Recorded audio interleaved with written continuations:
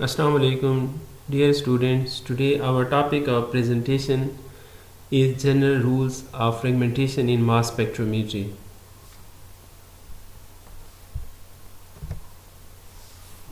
General rules for mass fragmentation pattern में अगर देखें तो इसमें जो है ना हम डिफरेंट रूल को डिस्कस करेंगे कि आपके मास जो मालिक्यूल्स होते हैं जब इन पे बम्बारमेंट की जाती है तो ये डिफरेंट पीक्स जो आपके पास बन जाती थी उनमें ये मालिक्यूल की फ्रेगमेंट किन रूल्स के तहत ये जो है ना आपस में क्या होते हैं ब्रेक होते हैं और उनसे जो है ना डिफरेंट किस्म की जो है ना पीक्स बन जाती थी।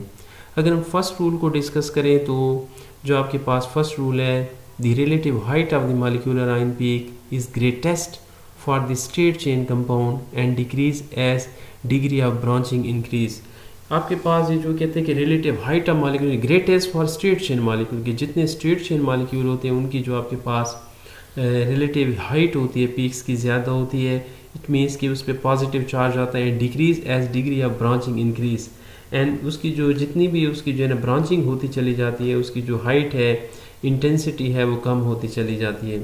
Relative height of second rule, the relative height of molecular ion peak usually decrease with increasing molecular weight in homologous series।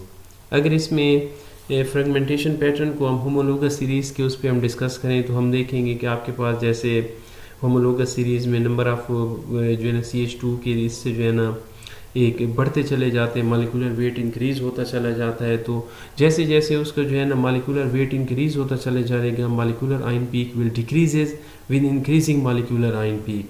It means कि जितना उसका मालिकुलर वेट बढ़ता चला जाएगा उसकी जो मालिकुलर आयन पीक है वो क्या हो उसकी जो रिलेटिव इंटेंसिटी है उसकी जो स्टेबिलिटी है ये जो है ना आहिस्ता आहिस्ता उसके साथ क्या है डिक्रीज़ होती चली जाएगी। Third rule, the cleavage is favored at alkyl substituted carbon atom। the more substituted the more likely is cleavage। कि जितनी भी आपके पास है ये अल्काइल सब्स्टिट्यूटेड होते हैं वहाँ पे जो आपके पास फ्रेगमेंटेशन का ज़्यादा चांस होता है वो अल्काइल ग्रुप के टूटने का ज़्यादा चांस होता है। This is sequence of increase stability of tertiary carbocation over secondary. अगर हम मालिक्यूल्स को देखें आपके पास तो आपके पास जो टर्शरी कार्बोकेटाइन होगा that will be more stable as compared to secondary carbocation within turn is more stable than primary। और जो आपके पास secondary carbocation होता है वो प्राइमरी के मुकाबले में आपके पास क्या है ज़्यादा स्टेबल होगा। जैसा कि यहाँ पे नीचे भी दिखाया गया है कि आपके पास ये टर्शरी कार्बोकेटाइन सबसे ज़्यादा स्टेबल है, उसके बाद आपके पास जो है ना सेकेंडरी है और उसके बाद आपके पास प्राइमरी जो है ना कार्बोकेटाइन है। तो इसकी रीज़न ये है कि जब आपके पास मालिक्यूल होते हैं जिसमें अगर ऐसे मालिक्यूल जिसमें टर्शरी कार्बोकेटाइन बनता है तो वो सबसे ज़्यादा स्टेबल आपके पास कार्बोकेटाइन होगा।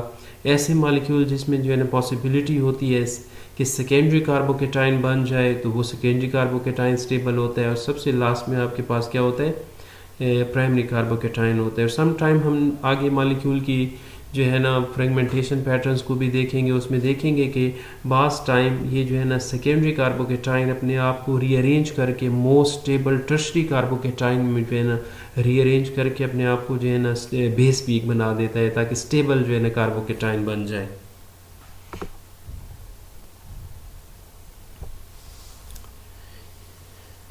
स्टीवन रूल इसको ये बहुत इंपॉर्टेंट रूल है। इसी बेस पे जो है ना हम इसको डिस्कस करेंगे कि ये कैसे प्राइमरी सेकेंडरी कार्बोकेटाइन बनते हैं। इसमें एक जो है इम्पॉर्टेंट रूल जो आपको स्टीवनसन रूल जिसको कहते हैं इसको अगर हम डिस्कस करें तो हम देखेंगे कि when an ion fragment the positive charge will remain on the fragment of lowest ionisation potential. जिसकी पोटेंशियल कम होगी वहाँ पे ये जो है ना आपके पास पॉजिटिव चार्ज रहेगा। Generally the largest substituent at branch is eliminated most readily as radical. हम इसमें अगर देखें तो ये जो यहाँ से ये जो ब्रांचिंग हुई है तो ये आपके पास जो लार्ज चेन आपके पास खड़ा है उस पर रेडिकल कैटाइन आता है और ये जो आपके पास लोएस्ट आयोनाइजेशन पोटेंशियल है उसके ऊपर आपके पास क्या है यहाँ पे पॉजिटिव चार्ज है जिसको जो है ना आपके पास मास स्पेक्ट्रोमीटर रीड आउट करती है। A long chain because a long chain radical can achieve some stability by delocalization of the lone pair of lone electron। अगर हम देखें कि ये जो आपके पास इसमें स्टीवनसन में दिखाया गया है कि ये जो आपके पास लोन पेयर ऑफ इलेक्ट्रॉन है ये लॉन्ग जो चेन होती है उसके ऊपर आ जाता है। उसकी रीज़न ये होती है कि long chain lone pair of electron की वजह से रिलेटिवली स्टेबल हो जाती है।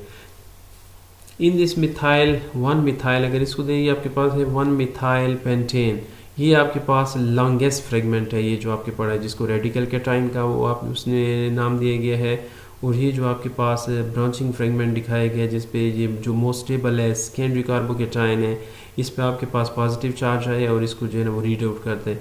In this fragmentation positive charge remain on more high substituted fragment the one with lowest ionisation potential, जबकि इसकी हाई सब्स्टिट्यूटेड फ्रेगमेंट है और इसकी जो आयोनाइजेशन पोटेंशियल है वो रिलेटिवली क्या है, कम है। तो ऐसे मालिक्यूल जहाँ पे आपके पास सेकेंडरी कार्बोकेटाइन बने या प्राइमरी कार्बोकेटाइन बने, तो जो टर्शरी जो आपके पास सेकेंडरी होगा या टर्शरी कार्बन होगा उस पर पॉजिटिव चार्ज आएगा, और जो बाकी आपके पास पोर्शन बच जाएगा उसके जो लॉन्ग चेन पोर्शन बच जाएगा उसके ऊपर जो है ना आपके पास रेडिकल आ जाएगा। This is called Stevenson rule. Fourth rule को अगर हम डिस्कस करें तो ये भी बहुत इंपॉर्टेंट है। इसमें हम देखते हैं कि आपके पास double bond, cyclic structures and specially aromatic compound हो जाएं जितने भी हैं, और hetero aromatic ring stabilises the molecular ion and this increase the stability of its appearance. ये जितने भी आपके पास ये डबल बॉन्ड है, अलीलिक साइक्लिक स्ट्रक्चर हैं, एरोमेटिक है, hetero atom, ring stabilises the molecular, जो मॉलिक्यूलर आयन बनता है आपके पास रिंग उसको स्टेबलाइज कर देता है। यही वजह होती है कि सम टाइम जो है ना आपके पास मॉलिक्यूलर आयन पीक जो है क्या बन जाती है, बेस पीक आपके पास बन जाते हैं, दस increases the probability of its appearance. इसी को अगर हम आगे नेक्स्ट स्लाइड में देखें तो ये आपके पास कैसे एक दूसरे को फेवर करते हैं, इसको भी हम डिस्कस करते हैं। रूल नंबर 5 को अगर हम देखें, double bond favour allylic cleavage and give the resonance stabilise allylic carbonium.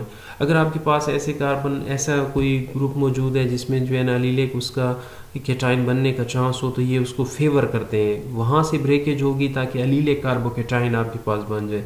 For example अगर हम देखें ये मास स्पेक्ट्रम ऑफ 1-ब्यूटीन, ये आपके पास 1-ब्यूटीन का है, तो यहाँ पे जो इसकी ब्रेकेज पॉसिबल है, यहाँ से ये जो है ना मिथाइल ग्रुप यहाँ से ब्रेक हो जाएगा ताकि ऐसा फ्रेगमेंट आपके पास बन जाए जो मज़ीद ज़्यादा स्टेबल हो आपके पास। अगर फ्रेगमेंटेशन यहाँ पे आ जाती है तो आपके पास ये अलीलिक कार्बोकेटाइन बन गया और ये डबल बॉन्ड ये रेजोनेंस के ज़रिए स्टेबलाइज हो जाते हैं। मॉलिक्यूलर आयन पी ये आपको जो है ना बेस पीक दे सकता है कि जो है ना ये जो पॉजिटिव चाहिए ये डबल बॉन्ड यहाँ पे शिफ्ट हो जाए तो रेजोनेंस के थ्रू ये पॉजिटिव चार्ज यहाँ पे आ जाएगा, दोबारा ये यहाँ पे शिफ्ट होकर पॉजिटिव चार्ज यहाँ पे आ जाएगा।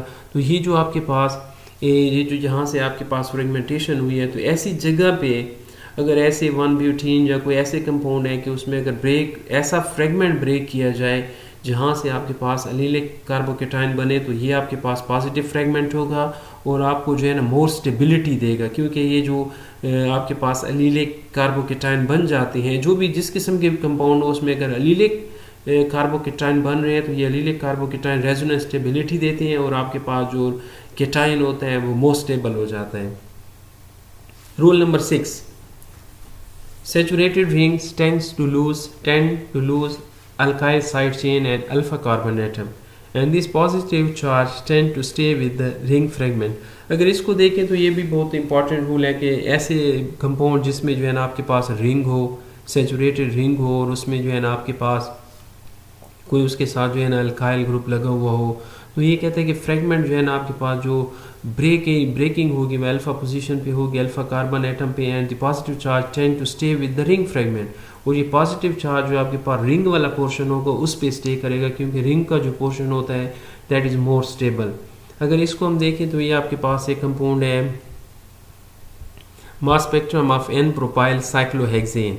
इसका जो मॉलिक्यूलर वेट है आपके पास मॉलिक्यूलर आयन पी किसकी आती है, मास टू चार्ज रेशियो 1:6 पे।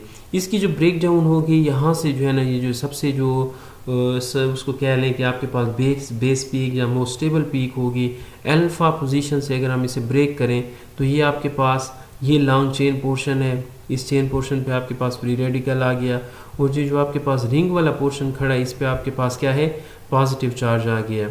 इसको अगर हम देखें तो ये आपके पास मास टू चार्ज रेशियो जो है ना 83 पे आपके पास आता है।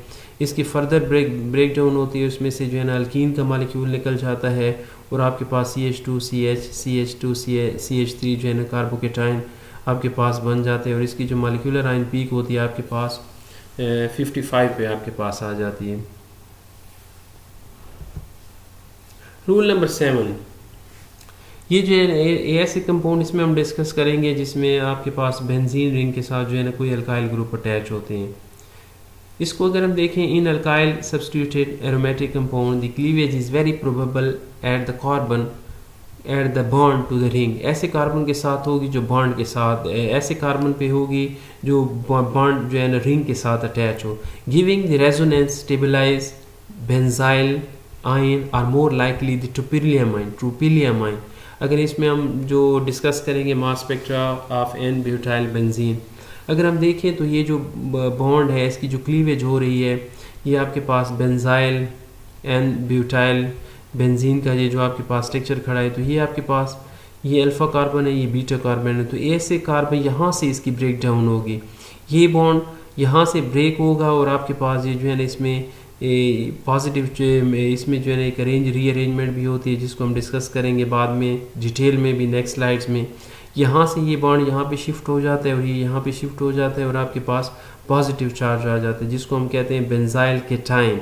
और ये फर्दर जो है ना अपने आप को रीअरेंज करके चेंज कर देता है ट्रोपिलियम आयन में। फिर ट्रोपिलियम आयन से जो है ना साइक्लोपेंटाइल केटाइन भी जो है ना उससे आगे रीअरेंजमेंट होता है। तो बेंजीन के अंदर जो एरोमेटिक कंपाउंड होंगे यहाँ से ऐसे कार्बन पे ब्रेक डाउन होगी ताकि ये अपने आप को बेंजाइल केटाइन बना सकें और ट्रोपिलियम आयन बना सकें, ताकि ट्रोपिलियम आयन जो होता है दैट इज़ मोर स्टेबल होता है। फिर इसी से जो है ना आगे मेटास्टेबल पीक भी बनती है। तो ये उसकी जो है ना क्या कन्वर्जन, उसकी फ्रेगमेंटेशन का जो है ना एक आपको रूट देता है। तो उसकी जो मेजर फ्रेगमेंट होगी, मेजर फ्रेगमेंट जो पॉसिबल है, जो एरोमेटिक रिंग होती हैं उसके साथ एटलीस्ट एक जो है ना CH2 कार्बन अटैच होता है ताकि वो ट्रोपिलियम आयन में चेंज हो सके। रूल नंबर 8, अगर हम रूल नंबर 8 को डिस्कस करें तो ये भी बहुत इंपॉर्टेंट रूल है कि बाज़ ऐसे कंपाउंड होते हैं कि वहाँ पे उसमें जो है ना एलिमिनेशन होती है और बाज़ ऐसे स्टेबल कंपाउंड होते हैं जो चांस होता है कि वहाँ से निकल जाएं। तो ऐसे जो रूल होते हैं, ऐसे जो कंपाउंड होते हैं वहाँ पे फ्रेगमेंट ऐसी जगह पे पॉसिबल होगा ताकि ये जो छोटा स्टेबल मॉलिक्यूल है ये वहाँ से निकल जाए। Cleavage is often associated with elimination of small molecule हो, स्टेबल हो, neutral molecule such as carbon monoxide. अगर किसी मॉलिक्यूल में जैसे कार्बोनिल कंपाउंड है आपके पास तो उसमें जो है ना कार्बोक्सिलिक एसिड है, ऐसे मॉलिक्यूल वहाँ से कार्बन मोनोऑक्साइड के निकल सकते हैं। कीटोन के मॉलिक्यूल हैं तो उसमें कार्बन मोनोऑक्साइड का मॉलिक्यूल निकल जाए। ओलिफिन, कहीं पे रीअरेंजमेंट का रिएक्शन होता है और वहाँ पे आपके पास ओलिफिन निकलता है। वाटर का मॉलिक्यूल पॉसिबल H2O का, ammonia NH3, hydrogen sulphide, hydrogen cyanide, mercaptans, ketones, alcohol often with rearrangement. तो ये जो मॉलिक्यूल आपको डिफरेंट दिखाए गए हैं, अगर किसी मॉलिक्यूल में है और मॉलिक्यूल के स्टेबल होने के साथ ये अगर इजीली वहाँ से निकल सकते हैं तो ऐसी जगह से फ्रेगमेंट होगी कि ये आपके पास carbon monoxide, olefin, water, ammonia, hydrogen cyanide या मरकैप्टेन, कीटोन, अल्कोहल, जिस किस्म का भी आपके पास मॉलिक्यूल है ये वहाँ से लीव कर जाएं और बाकी आपके पास जो है ना वहाँ से जो है ना क्या है फ्रेगमेंट बन जाएगा। Thank you dear students. Any question you can find me at the following address.